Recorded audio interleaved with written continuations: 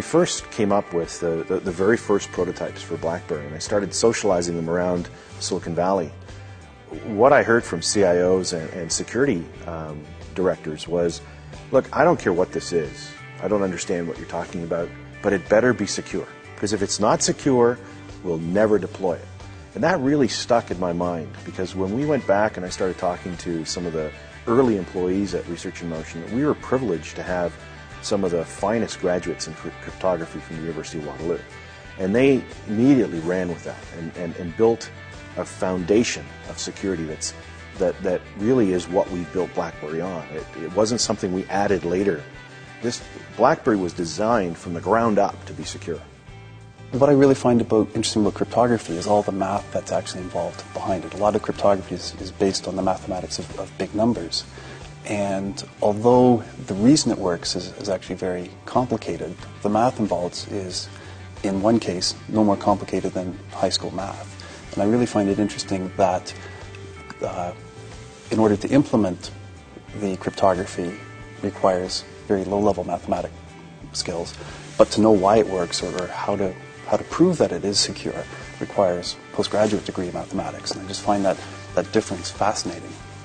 When we were first thinking about doing BlackBerry, and we were basically envisioning the idea of sending email to your hip as an extension of your desktop, it occurred to us that if you could receive your email at your hip, who else could read that email as it was transmitted over the wireless network?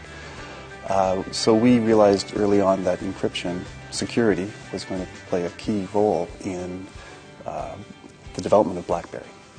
BlackBerry is a very different device to a simple cell phone. It's got to be connected all the time. Our users expect that it will never fail, basically.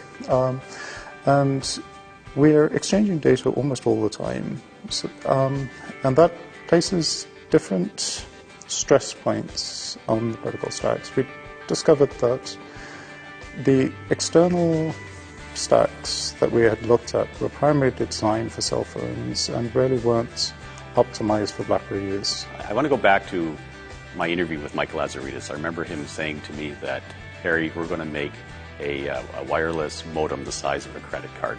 My contribution was I wrote the first UI engine for the first BlackBerry, the 957 Mobitex device.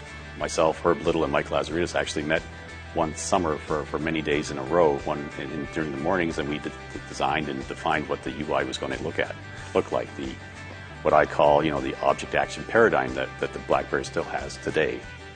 Well, the first BlackBerries were the Pager, the 950, and then the 957, and then we launched our 5810, which was the first product that had Java on board, and that was a big risk that we took to move to a Java-based platform. Nobody in the industry was really doing it to the extent that we were doing it then, and even now we're somewhat unique there, but it's been a great move for us in terms of having a standard platform that works across all BlackBerry devices, enabling developers to create applications that will work on any BlackBerry.